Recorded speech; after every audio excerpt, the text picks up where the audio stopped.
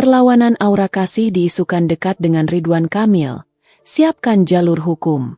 Artis Aura Kasih siapkan langkah hukum terkait dengan namanya dirumorkan menjadi orang ketiga di pernikahan mantan Gubernur Jawa Barat Ridwan Kamil dan anggota DPR RI Atalia Praratya.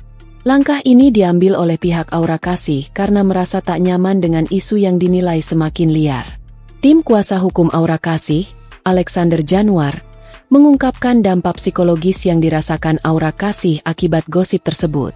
Menurut Alexander, Aura merasa tidak nyaman membaca komentar-komentar negatif warganet yang termakan isu miring itu. Ya pastinya sih nggak nyamannya. Karena kan banyak ketikan-ketikan. Banyak komentar-komentar yang bikin dia nggak nyaman. Jadi ya mengganggu saja sih, kata Alexander, Selasa, 23 Desember 2025. Meskipun saat ini belum membuat laporan polisi secara resmi, pihak Aura Kasih tidak tinggal diam. Mereka menyebut tengah menginventarisasi berita-berita bohong yang beredar sebagai barang bukti. Yanti Nurdin, rekan Alexander Januar tim kuasa hukum menegaskan, pihaknya sedang mempertimbangkan untuk membawa kasus ini ke ranah hukum jika bukti-bukti yang dikumpulkan sudah dinilai cukup kuat.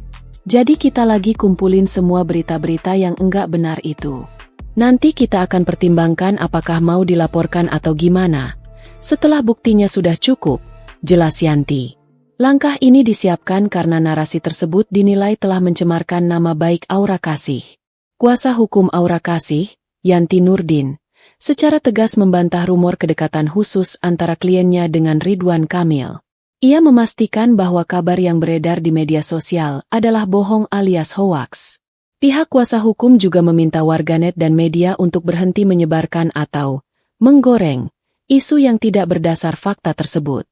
Download Tribun X sekarang, menghadirkan lokal menjadi Indonesia.